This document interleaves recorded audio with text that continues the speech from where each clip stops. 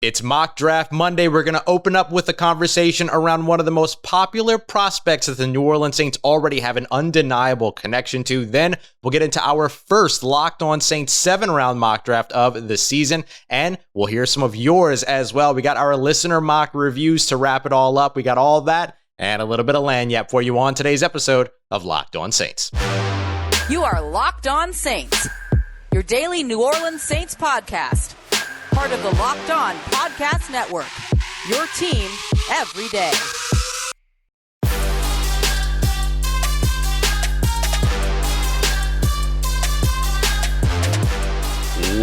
What is good, Who Dat Nation and Who Dat family? Welcome into another episode of Locked On Saints, your daily podcast covering the New Orleans Saints, part of the Locked On Podcast Network, your team every day. Thanks as always for making Locked On Saints your first listen of the day every day. Don't forget we're free and available on all platforms, including on YouTube as well. And I'm your host, Ross Jackson, at Ross Jackson Nola on Twitter, Canal Street Chronicles, Locked On NFL, and here with you every single Monday through Friday on Locked On Saints. Could the New Orleans Saints immediately, right off the bat in the first round, target another Ohio State Buckeye prospect? I think it would be a good idea. They've got three different prospects that they could be looking at that would be coming out of Ohio State in the first round. And our friends over at Locked On NFL Draft, the daily podcast covering the NFL Draft that's hosted by Eric Crocker, former NFL and AFL cornerback, as well as our analytics expert here on the network, Ryan Tracy. They selected one of those three, and it was wide receiver Garrett Wilson for the New Orleans Saints at pick 18. Now, a couple of notes that Ryan mentioned about who actually made this selection about Garrett Wilson. He mentioned that he was his number one wide receiver on the board for this year at this point, of course. Dynamic ability, great idea to pair him with Michael Thomas, for instance. He's a bit of a do-it-all guy that can move around. And that last piece right there, do-it-all guy that can move around, is a huge piece of why I really like Garrett Wilson. Listen, you're going to hear a lot of conversation over the course of this offseason about how Garrett Wilson is a slot receiver, and that's all he's going to be in the NFL. You'll remember that conversation because everyone said it about Justin Jefferson as well, and now look at what he's doing over in Minnesota. Now, there are two other great Ohio State prospects. Another one at the wide receiver position is one that you all know that I absolutely love for the New Orleans Saints, Chris Olave. Fantastic route runner, does all of it.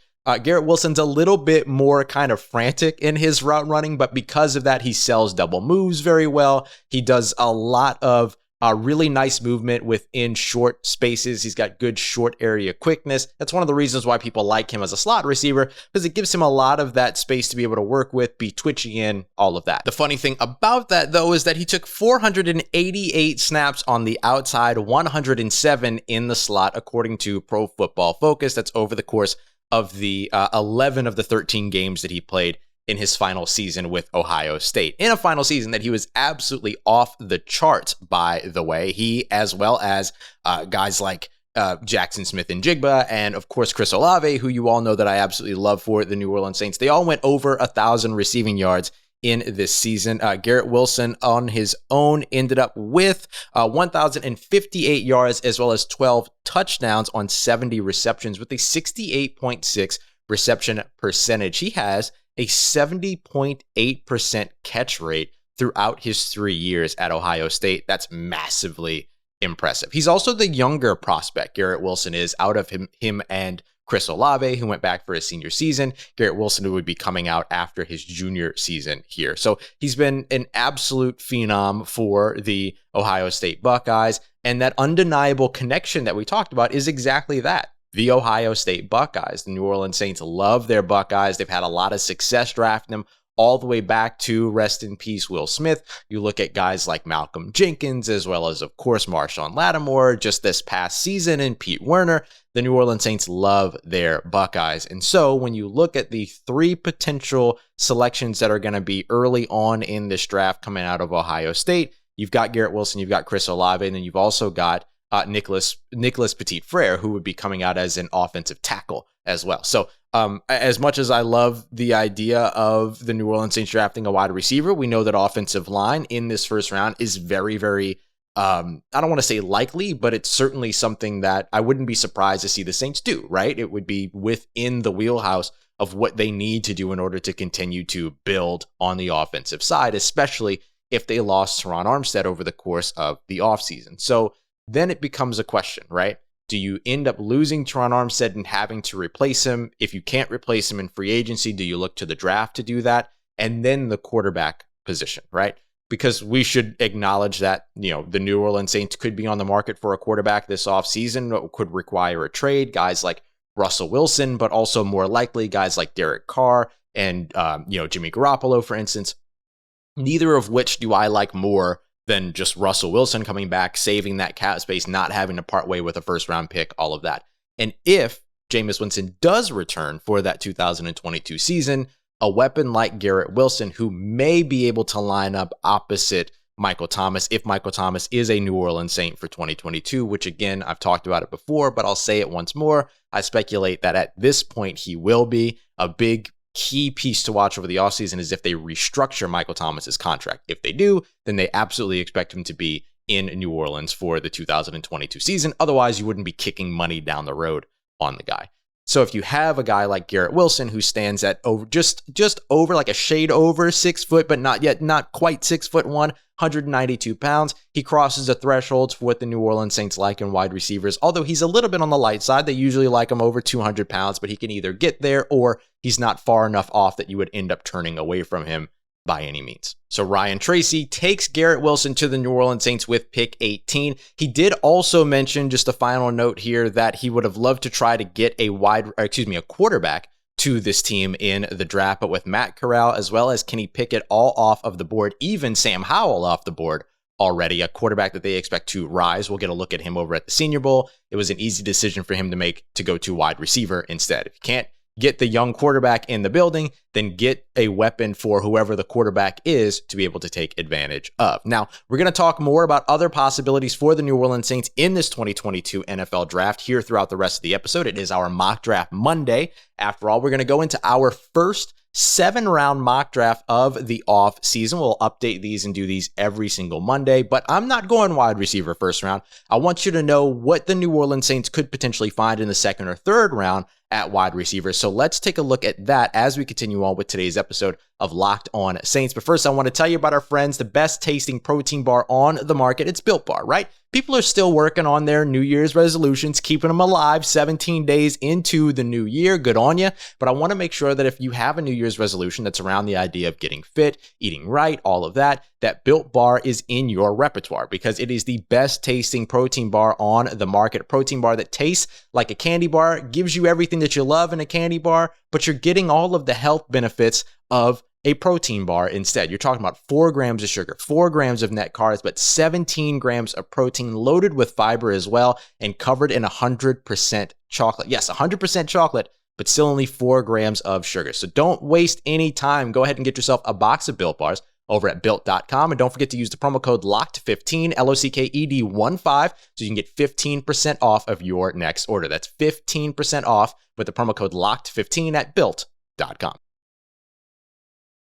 All right, Who Dat Nation, continuing on with today's episode of Locked On Saints. Thanks as always for making Locked On Saints your first listen of the day. And as we continue on with today's Mock Draft Monday, I want to dive into our first 7-round mock draft of the season. We'll continue to update these every single Monday as we go through our Mock Draft Monday episodes. So we're going to go through the New Orleans Saints 7 selections here. The Saints are going to be in between 7 or 8 selections depending upon how things kind of go over the course of the offseason. And this is with the expectation that they have not traded any assets to bring in a quarterback, because this is really just an opportunity for us to look at like rounds 1 through 6 effectively and say, here's players that make sense for the Saints late in this draft. So, or throughout this draft at all levels. So let's talk through it. So I wanted to make sure that I didn't go with a wide receiver early so we could talk about pass catchers in day 2. So I open up this draft for the New Orleans Saints, still going to Ohio State, sticking with the Buckeye connection here. Again, like I mentioned, it's an undeniable connection.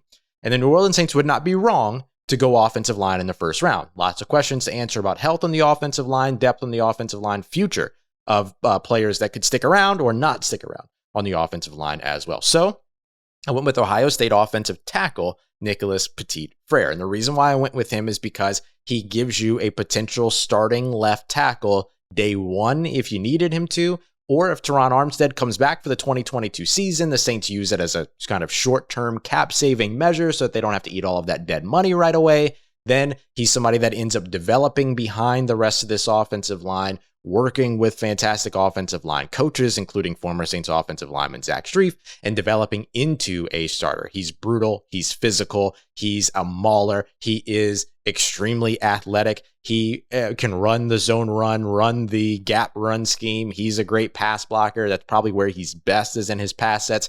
Struggled against guys like Aiden Hutchinson and David Ojabo, of course, out of Michigan, but we're not going to kind of ding him for, struggling against the absolute best in the country. I had the same sort of feel about AJ Terrell, and look at how AJ Terrell has panned out over in Atlanta. So when I look at where the New Orleans Saints could go opposite pass catcher, offensive line makes a lot of sense, and so does Nicholas Petit-Frere. So that's our first selection at pick 18. Now in the second round at pick 49, I'm going to go with a wide receiver here, and we'll go with David Bell. That is the wide receiver out of Purdue. Line him up wherever you want. Ask him to do whatever you want. Doesn't matter. The guy is impactful and very effective as a wide receiver, and he's great after the catch. And that's something that the New Orleans Saints used to rely on a lot when this offense was predicated with the short and intermediate pass. They're going to continue to be predicated in that. So you want the yards after catch ability, which the Saints didn't have in 2021. You had Alvin Kamara and you had Deontay Harris, but you lost both those guys for certain games. Alvin Kamara had to play a larger role as somebody that simply ran and got you 2 or 3 yards, which is a role he didn't used to have to serve in the previous seasons with Mark Ingram, healthy Mark Ingram, and Latavius Murray. Going into 2022, hopefully his role gets back to being able to be a little bit more kind of involved in space. But to help you out there, you're going to want a wide receiver who's going to be able to churn out some big yards as well. And I think David Bell can absolutely be that guy. But let's not stop at wide receiver. And when it comes to pass catcher, let's keep loading up this offense a little bit here early on. Pick 98-ish, right? This is going to be a compensatory pick at the end of the third round. The second one for the Terry Fontenot hiring last year. We'll go with Ohio State, going back to the Buckeyes. Tight end Jeremy Ruckert. And I'll tell you the 2 things that I like most about Jeremy Ruckert's game, and you're immediately going to understand why he makes sense for the New Orleans Saints. First of all, he's a fantastic split zone blocker, great in split zone action. The Saints run this a bunch. They didn't run it as much this year as they did last year, but they like it. It's a part of their offense for sure, particularly when Taysom Hill is under center and he's, you're using his sort of joker packages and all that stuff under center. Jeremy Ruckert would be a fantastic asset there. The other thing, and just to kind of talk about it, split zone, for those that don't know, or just as a refresher, zone run to whatever the play side is, wherever the ball is going. But on the back side, where the ball is going away from, they leave an unblocked defender. Usually what will happen in a split zone situation is that the offensive line will flow right, let's say. They'll leave an unblocked defender on the left side. Then a tight end from opposite the formation is going to come behind the line of scrimmage and cut off that unblocked defender at the pass. That is the split zone action. And Jeremy Ruckert is fantastic and extremely violent in that area of the game. So he's a great fit there. And he's also a seam stretcher, something the New Orleans Saints have not been able to find at tight end over the course of the last, I'll say, few years. Even with Jared Cook, wasn't always the threat that you wanted him to be up the seam, right? Jeremy Ruckert, very much a seam stretcher. So he's somebody that can pull a safety down to pay attention to him because he's a receiving threat, which opens up more potential attacks over on the perimeter for a guy like David Bell. Or you end up having a situation to where the 2 safeties stay shaded over their half of the field toward the outside, which opens up the seam, and you can gun in a pass right up the seam to the tight end. Jeremy Ruckert serves both of those purposes extremely well, and therefore I think would be a very good fit for the New Orleans Saints. So that's us kind of reloading the offense. Now I kind of shifted course to the defense to talk about some of the late round defenders that the New Orleans Saints could find. And I went back-to-back in the secondary here. So I went back-to-back pass catchers. Now let's go back-to-back secondary. I started off with Florida A&M, FAMU, HBCU, Marquise Bell, safety coming out of there. He was with a Division I school, had an undisclosed code of conduct issue that didn't seem to bring up any type of legal anything or another. So not too worried about that. He came into FAMU and played outstanding football. He is not a ball-hawking safety. He's got a couple of interceptions, got a few takeaways, things like that. But what he does extremely well is that he plays downhill remarkably well, like Malcolm Jenkins level well. And the reason why I like him for the New Orleans Saints is exactly that. He's somebody that could be the future for you as that box safety, that attacking safety near the line of scrimmage. He has that skill set. He shoots through tunnels extremely well. He's very good at picking angles. He's a fantastic tackler. He's a great blitzer. So he does a lot of things well. So that's one of the reasons why I like him. You have that versatile kind of chess piece in addition to CJ Gardner-Johnson that you could move around. And hopefully you're able to maintain Marcus Williams going into that. We'll talk about some other potential safeties throughout this offseason that could step in to Marcus Williams' role. But I'm going to be honest with you, there are not a lot of ball hawking free safeties in the draft this year, right? You're looking at a lot of downhill good tacklers and some guys that are good in coverage, but you don't really have the big time ball hawking talent that you can usually find in the second, third rounds. It's not there. So the Saints would have to kind of fill that hole if they lost Marcus Williams in free agency. Now let's go to another defensive back here, Cam Taylor-Britt out of Nebraska. He doesn't have kind of that PJ Williams type role to where he can be, line up all over the place. We'll talk about one of those guys here in just a little bit when we get to our listener mocks. But Cam Taylor-Britt at 6 foot, 205 pounds is somebody who is a great perimeter depth guy, which the Saints don't really have. They don't really have an outside depth guy anymore at the moment. Bradley Roby might be around. He can kind of do that, but he's a little bit more of a slot guy, but he's also going to cost you like $10 million next season. That's all non-guaranteed. So we'll see what happens if he's even on a team next year. If not, a guy like Cam Taylor-Britt late in the draft is going to be a great special teamer for you, which is kind of what you're looking for at the end or at in day 3, which is where we have the Saints selecting Taylor-Britt, and also could potentially develop into great depth for you out on the perimeter. So that would be good for the New Orleans Saints to have. Now we'll wrap up this one with our final 2 selections that get us into the 5th and 6th rounds. That's going to be D'Angelo Malone, the edge rusher out of Western Kentucky, as well as Atito Agbania, I hope I got that right, interior defensive lineman out of UCLA. We'll start off with Malone. The reason why I like him is because he's somebody that could develop into another edge rusher for you. He's somebody that plays well in 5 tech, so he can defend the run, but he can also be kind of that hybrid edge rusher for you as well. So he's just somebody to keep an eye out on and somebody that you could potentially add to just be a part of that rotation, which is something I think the New Orleans Saints will continue to build, especially because you don't know how much longer you have Tono Passanio, if he's even going to be around next season. So having a guy that can kind of move around a little bit, but that can give you some pressure off the edge is fantastic. Agbania coming out of UCLA. UCLA asked their defensive linemen to do so much. You remember one of my favorite defensive linemen coming out of last year's draft was Osa Odigizua, who did a ton, right? Interior spin move was incredible. Played on the edge, played inside. Not really getting a lot of edge play from Agbania. He is 319 pounds after all, but he is a great nose tackle, 1-3 tech, plays that really well and can be a penetrating edge rusher, but a great run stopper as well, which is always going to be the Saints' kind of first and foremost piece of attention. You look at guys like Shai Tuttle, as well as Malcolm Roach, who they did bring back on a future reserve deal. Even, some of these other, interior defensive linemen that they have spent some time developing over the course of the past few years, particularly undrafted guys. You add him to that list as a late drafted guy that can continue to develop with Ryan Nielsen and the rest of the defensive line. All right, y'all, coming up next, we're going to talk about a few more prospects as we dive into our listener mock drafts as we continue on and wrap up today's mock draft Monday on Locked On Saints. But first, look, sometimes these unusual circumstances might feel like they're going to create kind of these more complicated tax situations. But for our friends over at TurboTax Live, their experts actually find these to be a little bit more interesting. It makes things greater for you because let's say you're somebody that inherited like a condo or some type of property, or you're getting paid with crypto and not sure how that's going to be taxed. We're seeing that all across the world of sports. Now, TurboTax Live experts see all of those interesting life things and it can help you get a greater refund out of all of it. So luckily, the experts over at TurboTax Live can end up getting you matched with somebody that understands the experience or has even experienced what it is that you are, and then they'll take care of the whole filing process for you if you'd like. So whether you're somebody that has launched your own startup, or you're working multiple jobs, or you live in one place and work in another and not quite sure how the filing process should work for you, you can get it all taken care of, including your tax deductions, including getting the tax deductions that you deserve with our friends over at TurboTax.com. Visit TurboTax.com to learn more. You do your thing. They've got your taxes into it. TurboTax Live. Let's get it, Who Dat Nation. Wrapping up today's episode of Locked On Saints with our listener mocks. Remember, if you do a mock draft and you want to get it featured here on the show, you can go ahead and send it to me however you like, whatever is most convenient for you. And we'll try to break down a couple of listener mocks every single mock draft Monday. Now, I want to start off here with our good friend B Money.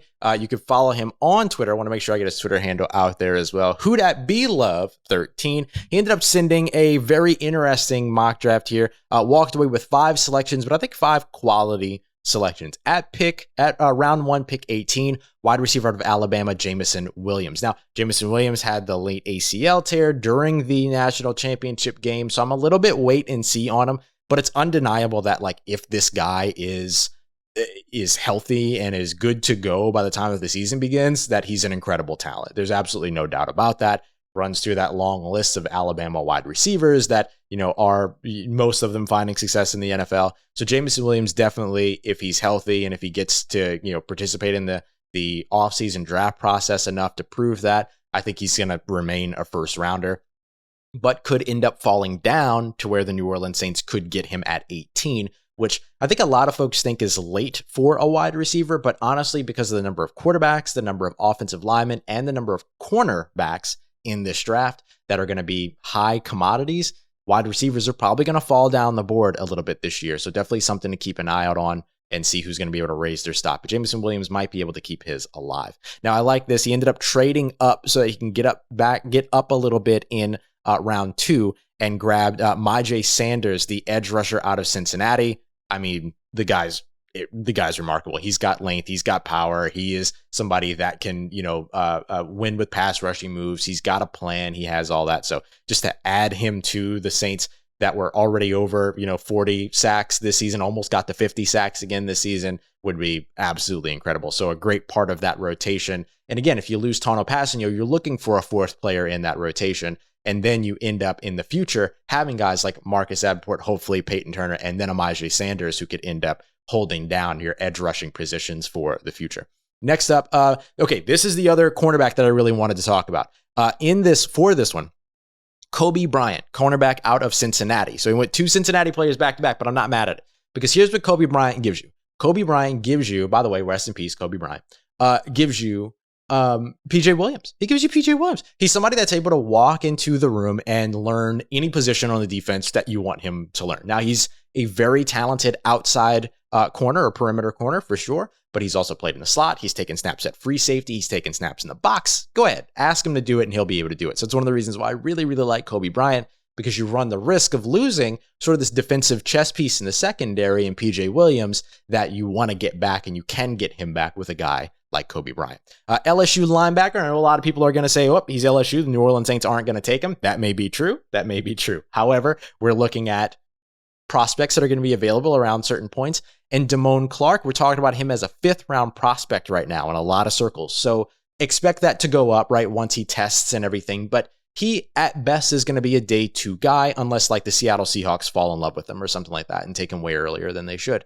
But Damone Clark is somebody who is an incredibly talented, great build linebacker, modern day linebacker, who just simply was hurt by bad defensive play calling and bad defensive schemes all throughout the LSU 2021 season, an unfortunate LSU 2021 season. So if you like somebody that can do a little bit of everything, if you like somebody that can cover, that's got sideline to sideline speed, but that can also be disruptive in the backfield, Damone Clark is your guy, and he's a talent to certainly pay attention to. Even if you don't believe that the Saints are going to draft him simply because he's LSU and he is your type of linebacker, you still want to get to know him because you'll be able to build your sort of expectations off of other linebackers based upon what you already know about Damone Clark. And then to wrap us up here, in round 6, he went with Tyler Davis, defensive interior over with Clemson. Clemson always putting out very talented defensive linemen. Tyler Davis, absolutely a part of that group. All right, and our final prospects come from our good friend Brian Abel from over at the Locked On Saints Facebook group, which you can join by searching Locked On Saints group over on Facebook.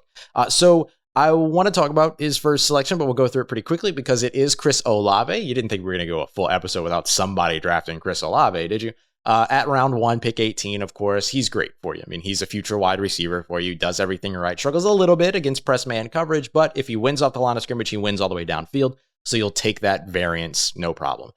Very good route runner, really super crisp, sells out routes all the time, does a phenomenal job. He would be great to have not only for now, but also in your future as you continue to look at this wide receiver room and how it might change moving forward. In the second round, interesting selection here. Carson Strong out of Nebraska. I know a lot of people are going to be like, oh, Carson, weak. But when it comes down to it, Carson Strong is an interesting prospect for the New Orleans Saints. And if you're going to invest in a quarterback, you're probably not investing in the first round of this draft, because by the time that you get to who's available at 18, are you really looking at a starter there? You're looking at somebody to develop. And if you're looking for somebody to develop, then you might as well take somebody to develop in the second round. And that's who Carson Strong would be. This pick I absolutely love in the third round. At the end of the third round, Zach Charbonnet out of UCLA, running back. He is just one of those, like, he's a Darren Sproles type, right? You put the ball in his hands and you just kind of let him do what he does. And then he's able to pick up a ton of yards for you. It could be a good return man for you. It can be a good pass catcher for you out of the backfield. Be a very interesting piece that kind of serves a role that is like Ty Montgomery's, but without the line him up at wide receiver stuff, which you might be able to develop out of him anyway. But really, really interesting selection and a very exciting, electrifying player. Verone McKinley, the safety out of Oregon. He's somebody that does have a little bit of that like better deep coverage skill, but like we mentioned, no real ball hawking safeties in this draft outside of maybe Kyle Hamilton. But Verone McKinley is probably the next best when it comes to coverage, in my opinion, and I might just have a higher opinion on him than I need to. But as of right now, in terms of my evaluation, he's a great coverage guy, not the biggest ball hawk, but he's somebody that can cover deep for you, but that also ain't afraid to come up and make some tackles. Tight end Jeremy Ruckert ends up on this list, as does Warren McClendon, the offensive tackle out of Georgia. So I love paying attention to the offensive line late, and then jumping over to the defensive line to later on in this draft, Tyreek Smith out of Ohio State. Got to get more Ohio State love in there. DJ Dale out of Alabama.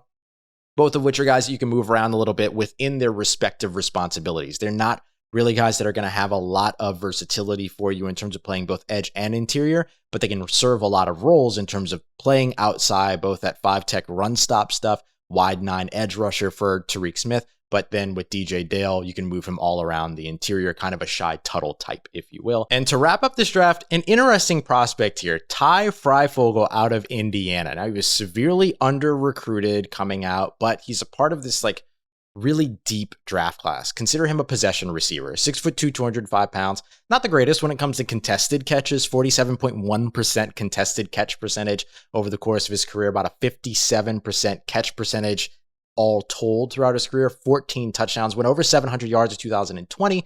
The thing that I like about Freifogel is, or really there's 3 things in particular. His catch radius is insane. I mean, he's somebody that like just put the ball up in his general direction and he's able to come down with it. But the other 2 things that are most important to me are his physical play as a possession receiver, which is something that you really want. He's got some versatility as well. He's played a lot inside, played a lot outside, but he's going to really project as an outside possession guy.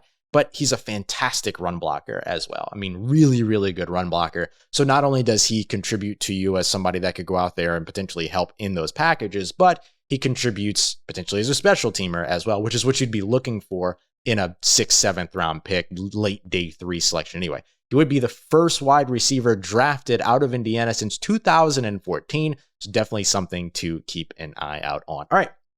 Those are all of our mock drafts. So many different prospects that we talked through. Of course, there are some prospects that we didn't get to talk about today and everything, but we have all offseason to continue to go through. And we'll have certain episodes that are going to be dedicated as we get closer to the draft to breaking down individual prospects and why they're a good fit with New Orleans as well. But this is an opportunity for us to introduce you to a bunch of different prospects. So I hope that you enjoyed. We'll do this again on Monday. Tomorrow, it's Twitter Tuesday. If you have any questions, make sure you hit me up on Twitter at RossJacksonNola. Let me know what you want to hear about in tomorrow's episode. I'll try to answer as many questions as possible, but anything we don't use, we'll use later on down the road. Nothing goes unused here in the offseason. So we'll get to your questions tomorrow. Thank you so much for making us your first listen of the day today. For your second listen, go and check out Locked On Bets. Win yourself some money with your boy Q and handicapping expert Lee Sterling. As always, for anything else you need in between these episodes on your New Orleans Saints, make sure you follow me on Twitter at RossJacksonNola. Hit me up. Let me know how the family's doing. Let me know how you're living. Let me know how you're momming them. And trust to that nation.